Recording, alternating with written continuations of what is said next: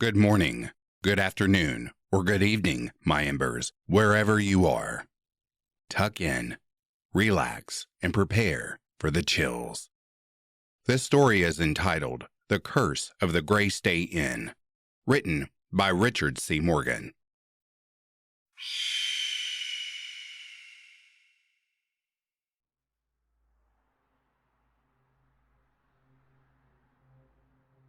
George Jackson's phone rang for what felt like the 100th time.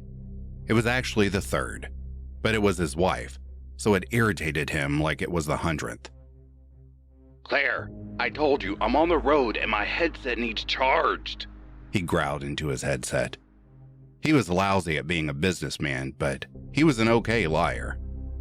I just really miss the sound of your voice, Georgie Porgy.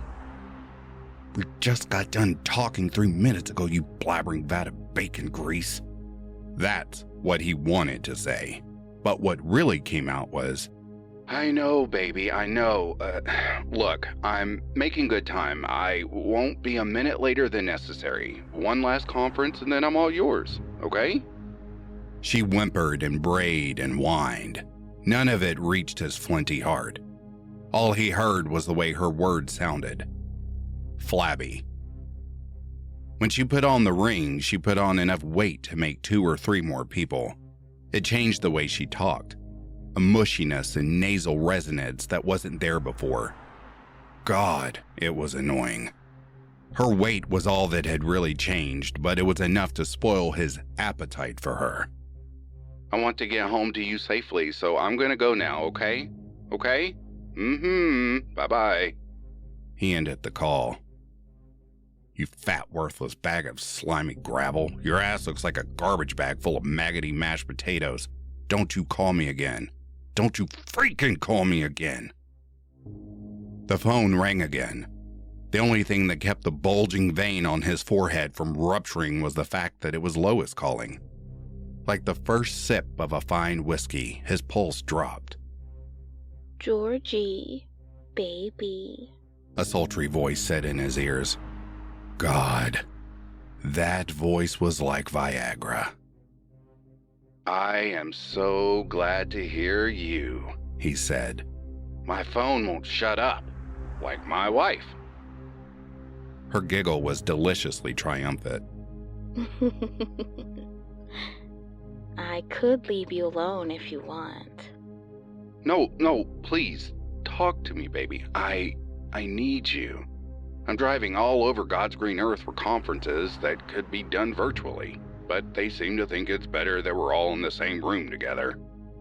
Well, we can be in the same room together. You're still in the state, right? You're at least 3 hours away, Lois. I might have to get a room for more than one night if we're going to rendezvous. Then I'll have to make up another story for my wife and my contacts both. Sounds like a plan to me. Let me know as soon as you have a room. Lois, I'm serious. So am I, she said. He shivered at the way the temperature of her tone turned sub-zero. All right, baby. All right. I'll get a room for us ASAP. I can't wait. Love you. Do you know how hard it is when you need to find a hotel room for yourself and your young mistress on short notice? No? Well, George does. It's usually enough to just say, "Hey Google, hotels near me." Not that time.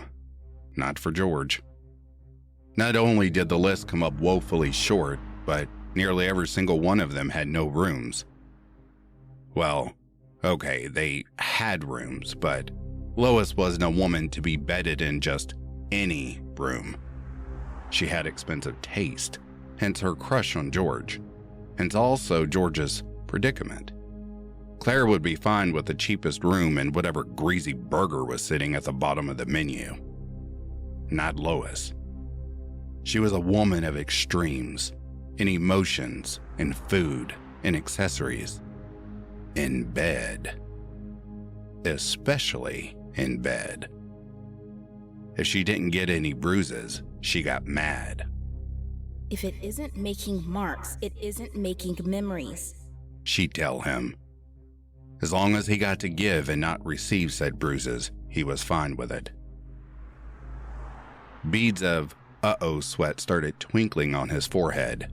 It looked like she was either going to have to settle for a sub-lowest room or she was going to have to wait for another night. Both options were precarious. The sun was sinking and darkness was setting in early with a dismal fog. Just as George was about to make that fatal phone call, the fog vomited up a lonely hotel. He checked his map app. It wasn't listed. Was the place even open? The sign was lit up and flashing. It said, Graystay Inn. The more important sign was also lit up. Vacancy. He groaned at the fact that he couldn't just call from the comfort of his car. No listing, so no phone number. But he didn't dare nix his luck. He stretched his head forward and eyed the exterior. It had the appearance of a fine hotel, if a bit drab, but he attributed that to the fog. The inside was decked to the nines. A crystal chandelier hung high like an inverted Christmas tree made of ice. 2 staircases wound up and away to the left and the right. Under the chandelier was a fountain of a marble woman pouring water out of a jar. It was the kind of fountain that didn't sound like someone urinating, an effect difficult to avoid.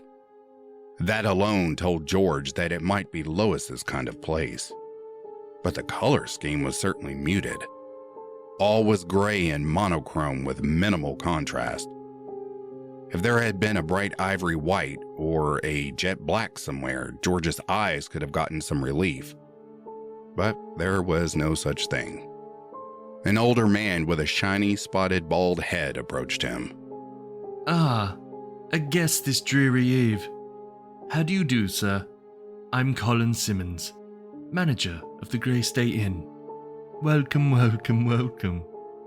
He shook George's hand with a ritzy gray glove. The man's pallid head seemed to float in the air as his suit was a plain gray like the surrounding decor. It made the close-cropped white hair around his ears bright as snow in sunlight. Ugh, this place is so boring on the eyeballs that it makes sex with my wife sound exciting. That's what George wanted to say. Rather, what came out was, I think your interior designer was colorblind. Mr. Simmons laughed. So it would seem, sir. So it would seem. But such an environment makes sleep come quickly. I trust you'll be finding out for yourself, eh? I need a room fit for a queen, like on the level of outshining the royalty of ancient Egypt. The little old man clucked his tongue and grimaced. I understand. Well, there is our Empress Suite. It's got a balcony with a dining area. The north wall is a projector screen, and it dwarfs the assets of some small theaters. The fabric on the bed is an exclusive import from... That sounds amazing. You sold me. Ring me up. The deluxe package includes an exclusive menu from the dining room and bar both. Plus, it takes priority over other guests. Your food would be served hottest and fastest. Again, I'm sold. And he was. Colin's windy words didn't do the opulence of the room justice. It truly was a luxury space, the stuff of sweet champagne with extra bubbles. It almost compensated for how mind-numbingly dull the colors were. George's red silk tie shone like a beacon in the ornate mirror at the other end of the room. He found himself more agitated than soothed by the muted ambiance. But after all, it wasn't about him this time. There was a knock at the door. It was Mr. Simmons, beaming. Mr. Jackson, I thought I'd come ahead of the parade of servers and bring you up to speed on our procedures. We want this to be your palace, and you, its king. We do ask of you that you wear these in the meantime. He held out a sharp business suit, a bathrobe, and some casual clothes that included undergarments. Each article was on its own hanger and under a protective cover of plastic. They also looked as if they had been tailored to George's exact measurements. But they were all gray and neutral, like everything. George smiled and waved his hand. No thank you, I've brought plenty of clothes of my own. Never before had George seen a smile gone from someone's face so quickly and so completely. It left Mr. Simmons's mouth and eyes in a snap. Oh, but then it was back and dialed up a notch, bringing out crow's feet and allowing George to see all the way back to the hollows in his jaws. Whatever you've packed won't be as comfortable as what we're providing. We want you to have the full Graystay experience. By the time you slip these on, you'll forget it's part of our policy. Are you trying to tell me this place has a dress code? Is this a hotel or an academy? Mr. Simmons's PR mask crumbled. He puffed his cheeks at the carpet as he weighed his words. You've got me, Mr. Jackson. In all my years of managing this place, I haven't been able to conjure up a good spiel. But I will ask you to take me at my word when I say that I'm doing this out of regard for your safety. Please, don't make me explain myself. If my spiel is hard to digest, the truth is much more so. Tell me the truth and I'll wear your yawn, Johns. The old man stared into George's eyes, apparently making a series of careful calculations. All right. We have a presence here. A very hedonistic presence. What? A ghost that's in love with boring decor? George scoffed. No, quite the opposite. Its affinity is with all things flamboyant and stimulating and arousing. I cannot speak to whether it is a ghost or not. All we know is that it's here, and it's got a terribly sensual appetite. Our lovely inn used to be quite the display of golds and crimsons and pearl, but after the thing arrived, we had to take measures so as not to bring ruin to our business or to our guests. It's imperative that we be boring to its brain. That shimmering red tie of yours, if it sees that, you'll risk having a terribly regretful attachment, and I won't be able to help you, which is why I'm trying to help you now. Mr. Simmons stretched out the clothes to George with eyes like Oliver Twist. And, does this thing have a name? It's the Raffel. A raffle? George chortled. Raffel. Please, Mr. Jackson. I'm as serious can be. I like you, Mr. Simmons, George said as he took the clothes from the old man, who then looked like someone that just set down a burden he had been carrying for miles. The door closed. He looked the clothes over, paying special attention to the suit. They were finely made. Of that there was no doubt. But the colors. Ugh. It was almost the kind of suit that you would wear in the back of a hearse. There was a sterling silver wastebasket next to his feet, and he plopped the provided clothes in it. A business card fluttered out of one of the bags. Perfect. He would be able to give Lois directions to the place. He called her and really talked the room up. The best part was that he didn't have to lie. He phoned downstairs and ordered a fine cognac. The young woman that delivered it advised him to change into the provided clothes as soon as he possibly could. He thanked her, ignored her advice, and went to give the projector a test run. Ooh-wee, was it sharp. Collie Boy wasn't lying. The picture quality was impeccable, as if the wall was a television screen. He did discover, though, that the selection of movies were all films in black and white. He scratched his head at this. Meh, Lois wouldn't mind. As long as she was kept happy, he was okay with the hotel's weird ways. The in-room freezer had an ice maker that specifically made those spherical ice cubes for alcoholic drinks, and they were clear as crystal. The alcohol seeped into his veins, and the movie that was playing got more interesting as a consequence. The hours wore on as he waited for Lois to show up. The more he drank, the more impatient he got.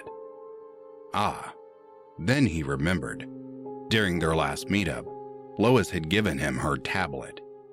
She said there was something special on it, just for him. They were very, very naughty home videos.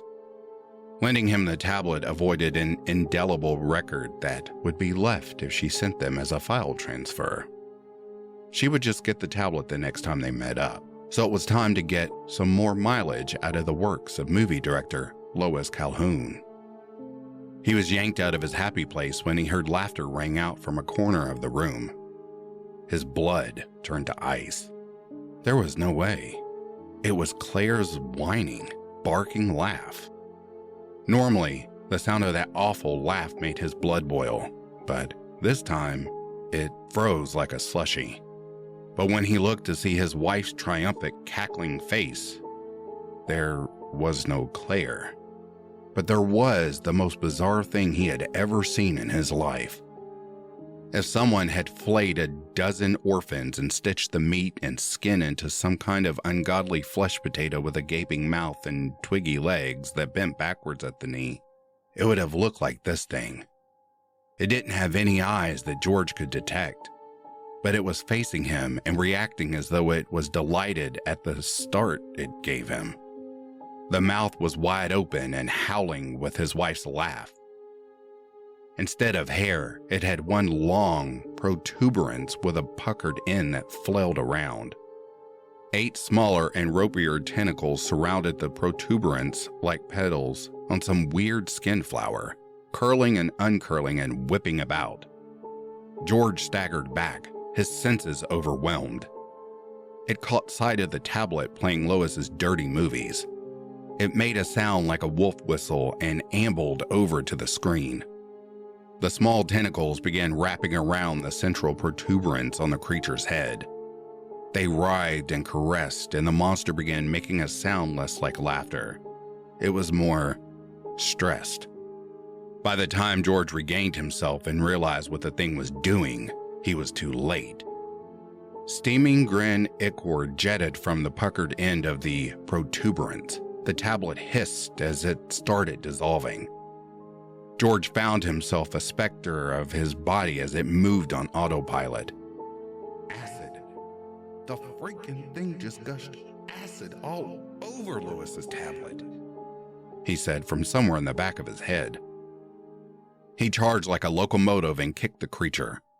It rolled like a beach ball, laughing hysterically. So he kicked it again, and again, and again. You know what? It laughed harder each time. If it had eyes, it would have been in tears.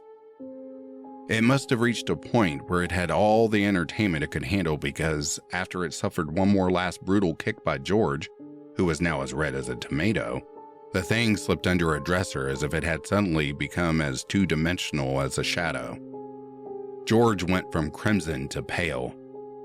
He poured a full tumbler of cognac with shaking hands and downed it without coming up for air. He was trying not to look at Lois's ruined tablet, but he did, and it was still ruined. Yeah, that actually happened. He was indeed visited by a beach ball meat monster that laughed like his wife, and it shot off all over his mistress's tablet. Speaking of his mistress, she knocked on the door. She was radiant like a top-shelf hooker. George looked like a wax sculpture titled Constipation. Georgie baby, are you okay? Yeah, he croaked. The booze here goes down a little too smooth, that's all. You mean you started drinking without me? He was going to answer, but she waved him off. You weren't kidding about this place. This has got to be the find of the century. She twirled about like a little girl as she oohed and awed about the hotel. Then she saw the mess that used to be her tablet. Is that my... Wait, what? What the hell did you do to my tablet? Oh my God, is it melted? George's brain couldn't come up with a lie good enough fast enough, so it loaded the torpedo tube with, "Don't worry, I'll buy you a new one. Something really screwed up happened before you showed up and I can explain." And that might have actually been a good card to play, but it never hit the table because a raucous laugh cut the moment and echoed off every wall like a ricocheting bullet. Worse still, it was George's laugh, but it wasn't coming from George's mouth. The look on Lois's face announced that she wasn't able to discern this truth. Shock registered on her face. Coming up from underneath that shock was something dark, something cruel.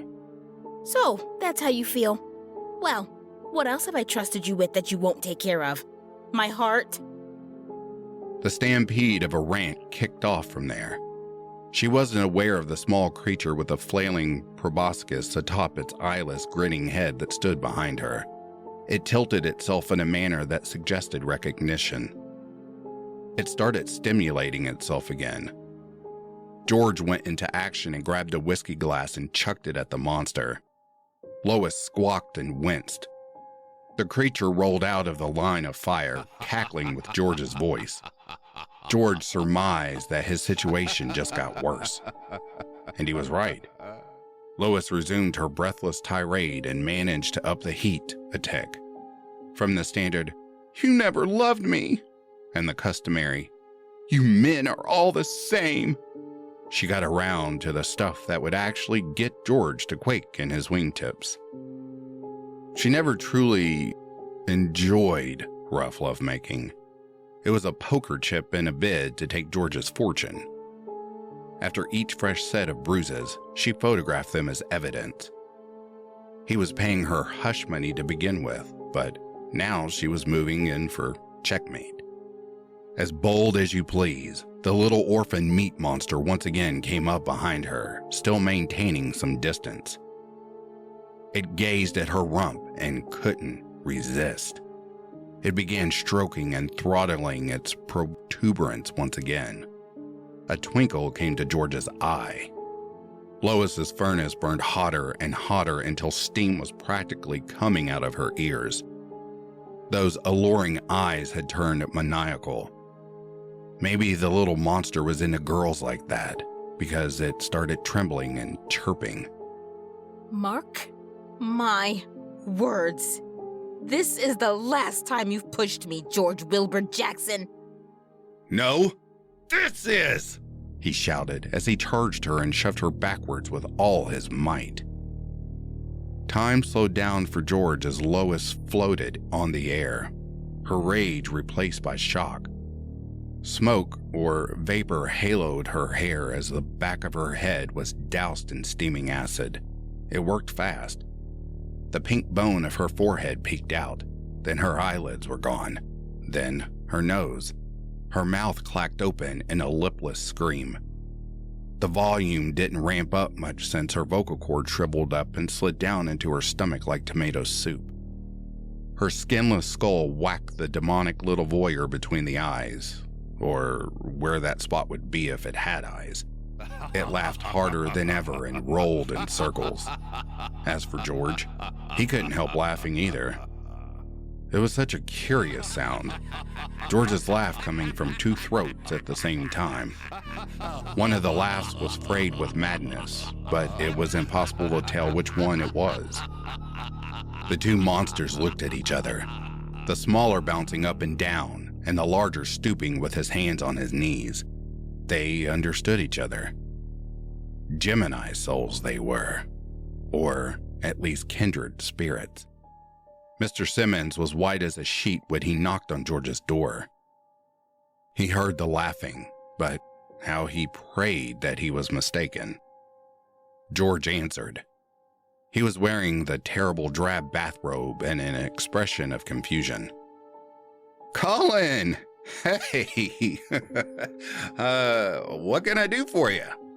Sorry to bother you, Mr. Jackson, but if your visitor is to spend the night with you, she'll need a change of clothes for herself. No, you need not worry. She already left. She ran me something I left behind at the last meeting. That's how you know you've got the best colleagues. Am I right? Quite. I also wanted to be certain of your well-being. I heard laughter that sounded, shall I say, abnormal? It's usually a sign of our resident entity. The only phenomenon in here is how funny the movie is, man. George said, slapping his thigh. Colin nodded as his eyes roamed the robe wrapped around George. All right then, sleep well. If you wish, you can keep the provided clothes. You aren't going to tell me more about this Raphael thing. You're putting me on, Mr. Jackson? No, I'm serious. You told me some, so you can tell me more, can't you? Speaking of, the thing tends to draw its attention. It's got quite the ego, and it shouldn't be stroked. George guffawed with such force that Colin took a step back. Mr. Jackson. Right. We shouldn't stroke its ego. I understand. Okay, I'm done. I swear. I'm done. The look on Collins' face was probably reserved for the Raphael, but it was directed at George. The two men nodded to each other as the door shut. George's phone dinged with a text message. It was his wife. She wanted to know how the trip was going. Hey, little Georgie Porgy. How's your trip going? Is everything okay? He told her that he had to stay at a hotel due to weather. Her talent for jumping to conclusions kicked in, and she told him that he better not have anyone staying in the room with him. Weather? Sounds suspicious to me. You better not have anyone staying in that room with you, George. And I mean it. Do you hear me? I want you home now. He replied with, ROFL.